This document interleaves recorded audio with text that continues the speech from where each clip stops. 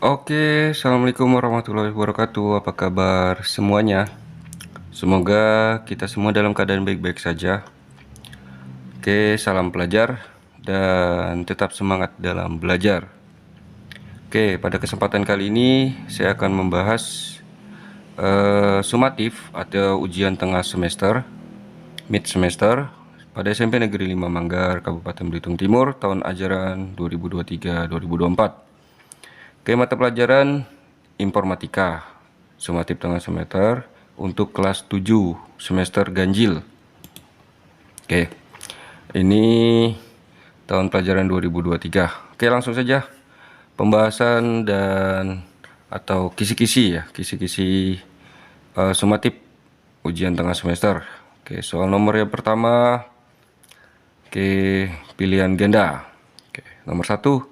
Suatu perangkat yang merupakan program yang memungkinkan sebuah komputer dapat melakukan suatu tugas tertentu adalah A. Malware, B. Software, C. Hardware, dan D. Brainware. Oke, nomor 1 jawabannya B. Software, jadi perangkat lunak komputer. Oke, soal nomor 2. Orang yang mengembangkan suatu jenis program aplikasi, ditanya di sini subjek orang.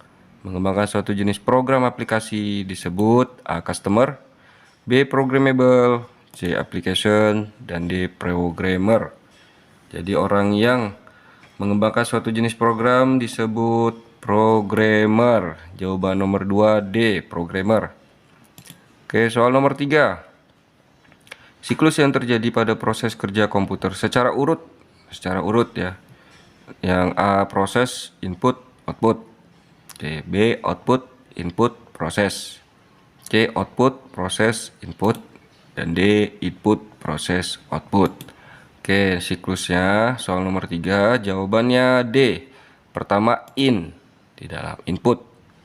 Nah, selanjutnya akan diproses. Selanjutnya hasil akhir itu out. Nah, jadi input, proses, output. Jawaban nomor soal nomor 3 yaitu D. Input, proses, output.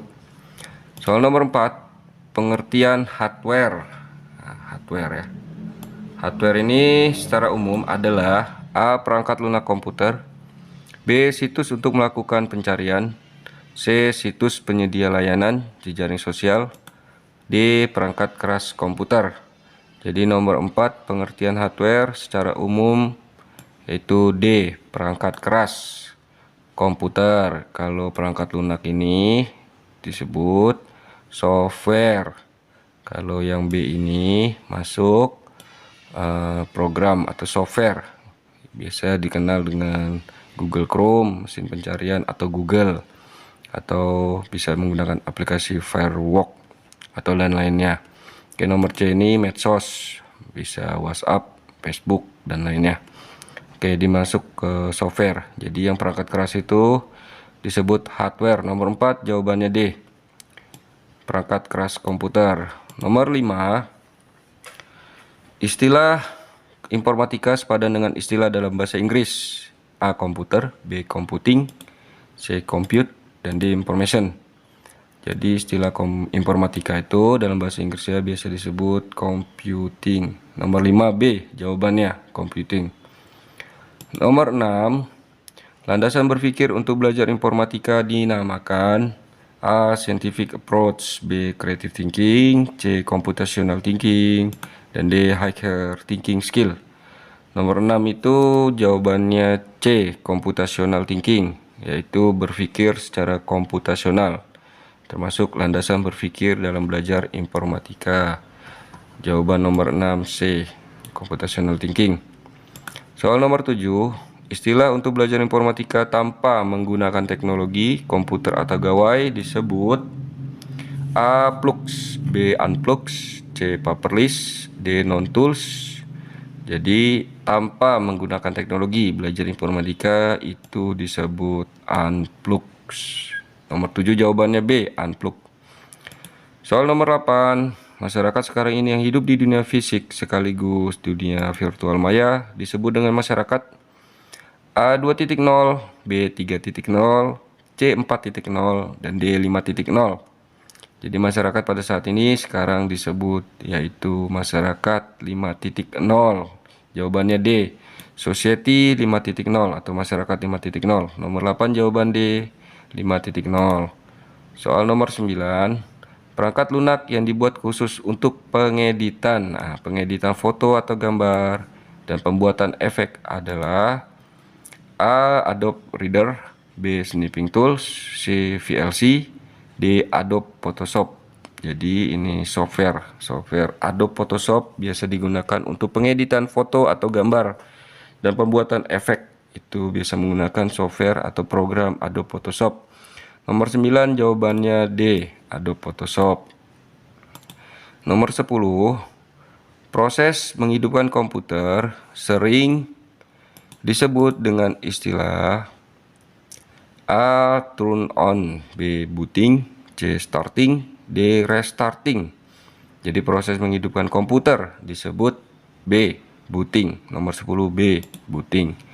Soal nomor 11. Apabila kondisi komputer mula-mula hidup, kita akan memulai dari awal kembali atau disebut restart. Proses tersebut dinamakan yaitu A. Turn on, B. Warm booting, C. Booting, D. Cool boot. Jadi jawabannya B. Warm booting. Nomor 11 jawaban B. Warm booting. Soal nomor 12. Di bawah ini bidang-bidang pengetahuan informatika yang kalian pelajari kecuali yang bukan ya. Jadi A. Algoritma dan pemrograman, B. Jaringan komputer dan internet, C. Teknologi informasi dan komunikasi, dan D. Dasar-dasar perakitan komputer.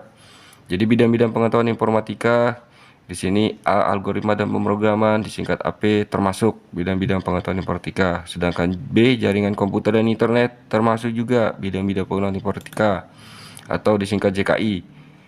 Nomor C ini teknologi informasi dan komunikasi termasuk bidang-bidang pengetahuan informatika disebut TIK atau disingkatnya. Jadi D yang bukan itu dasar-dasar perakitan komputer. Nomor 12 itu D. Dasar-dasar perakitan komputer. Nomor 13. Bidang informatika yang pelajari cara membuat karya digital, berkomunikasi via surel email, menggunakan peramban browser untuk mencari informasi serta mengelola file dalam folder. Itu A. Sistem komputer, B. Analisis data, C. Algoritma dan pemrograman, dan D. Teknologi informasi dan komunikasi.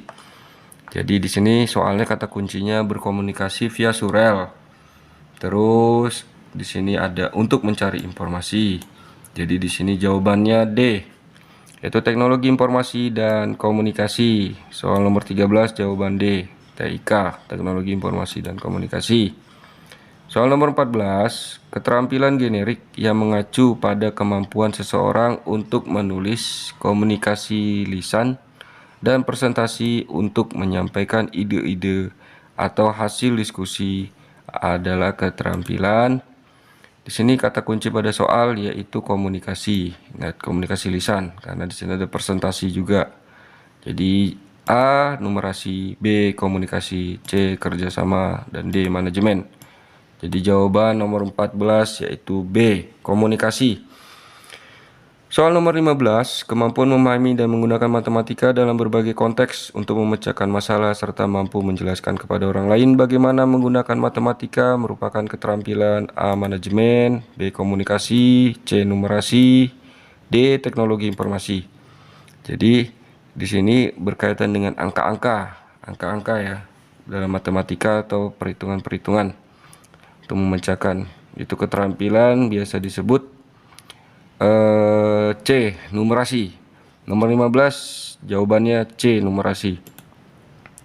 Soal nomor 16, perhatikan gambar berikut ini. Nama dari perangkat di bawah ini berfungsi untuk memperbesar dan memperkecil tampilan, melakukan scrolling pada layar, melakukan perintah yang tidak tersedia menu shortcut, dan berfungsi sebagai tombol enter untuk eksekusi perintah disebut. Nah, ini pada soal ulangan harian 1 pernah ya ditampilkan. Nah, ini pasti pada ingat semua dan pasti pada benar semua jawabannya, karena ini masuk perangkat keras komputer atau hardware. Itu disebut kalau A. keyboard, bukan, B. mouse, C. hard disk, dan D. monitor. Jadi nomor 16 jawabannya B. mouse. Oke, nomor 16B. Nomor 17, berikut ini yang tidak termasuk. Nah, tidak termasuk ya. Profil pelajar Pancasila adalah A. Bergotong royong, B. Anarkistis, dan C. Individualis, D. Mandiri. Jadi yang tidak termasuk profil pelajar Pancasila yaitu individualis. Jadi hanya berpikir sendiri. Nah, sedangkan profil pelajar Pancasila itu termasuk gotong royong, bernalar kristis pastinya sebagai pelajar bangsa Indonesia, dan bersifat mandiri itu pastinya tidak selalu bergantung kepada orang lain. Sedangkan C ini hanya memikirkan diri sendiri. Jadi C yang tidak termasuk profil pelajar Pancasila. Nomor 17 jawaban C, individualis. Nomor 18, perangkat yang berfungsi untuk menampilkan gambar adalah A. Speaker. Speaker ini suara ya, suara. B. Monitor. C. Keyboard. Dan D. mouse. Nah, kalau ini bukan, pastinya speaker bukan. Keyboard ini pastinya bukan. Mouse bukan juga, karena sudah tadi itu di gambar atau soal nomor 16 pengertiannya, fungsi untuk memperbesar, memperkecil. Jadi di sini untuk menampilkan gambar, yaitu biasa disebut B. Monitor atau layar ya, layar komputer. Itu disebut monitor. Nomor 18 B. Monitor. Nomor 19, di bawah ini contoh media penyimpanan kecuali A. Flash disk, B. CD, C. Keyboard, D. Hard disk. Jadi yang bukan media penyimpanan itu jawabannya C. Keyboard. Nomor 19 C. Keyboard. Soal nomor 20, perhatikan gambar berikut ini. Nah, ini ada kata kuncinya Intel atau Core i7. Core i7 ya. Di bawah ini berfungsi memproses data yang diterima dari masukan input pastinya dan menghasilkan keluaran output. Disebut A. Kartu memori, B. Prosesor, C. Motherboard, D. CPU. Jadi nomor 20 jawabannya B. Prosesor. Oke, nomor 20B ya. Ini gambar prosesor ya. Ingat ya. Jadi ini otak dari suatu komputer. Tanpa adanya ini maka komputer itu tidak akan bekerja pastinya. Oke. Nomor 21. Speaker merupakan alat untuk speaker. Ini speaker. Oke, speaker sih pada umumnya pernah kita gunakan ya di rumah walaupun tidak dalam istilah komputer. Speaker ini merupakan alat untuk A. mengeluarkan suara dari komputer, B. memproses data, C. memasukkan data, D. menampilkan pesan atau gambar. Jadi speaker merupakan alat untuk mengeluarkan suara dari komputer. Nomor 21 A.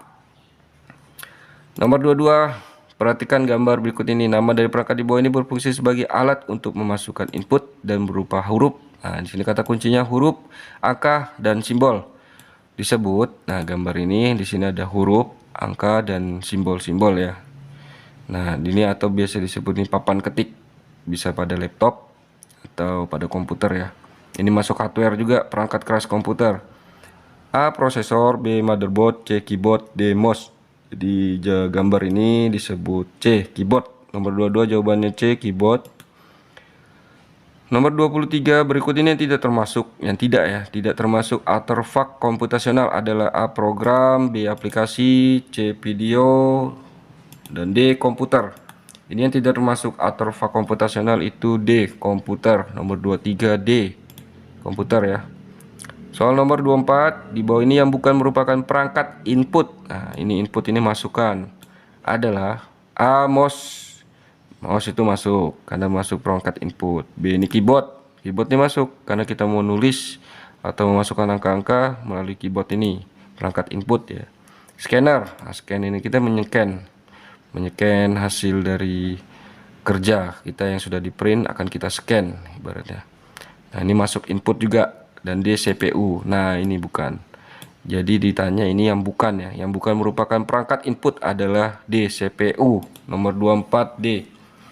Nomor 25, perhatikan gambar berikut ini. Nama dari perangkat di bawah ini berfungsi untuk menyajikan tulisan atau gambar ke media datar seperti kertas dalam berbagai ukuran disebut. Ini mungkin pada umumnya pernah kita lihat semua ya. Jadi A ini CPU, B motherboard, D C printer, dan D keyboard. Jadi gambar ini itu disebut printer. Oke, nomor 25 jawabannya C, printer. Soal esai. Nah, ini nomor 1 menurut UNESCO 2006. Apa yang dimaksud dengan TIK? Oke, jawabannya TIK menurut UNESCO 2006 adalah semua bentuk teknologi yang dipakai untuk mengirimkan, menyimpan, menciptakan, membagikan, atau mempertukarkan informasi. Nah, ini definisi TIK menurut UNESCO 2006. Nomor 1 jawabannya ini yang dipakai untuk mengirimkan, menyimpan, menciptakan, membagikan, dan mempertukarkan atau mempertukarkan informasi. Soal nomor 2 esai. Apa yang dimaksud dengan informatika? Oke, informatika adalah bidang ilmu mengenai studi, perancangan, dan pembuatan sistem komputasi serta prinsip-prinsip yang menjadi dasar perancangan tersebut. Informatika di dalam istilah bahasa Inggris disebut informatics, computing, atau computer science.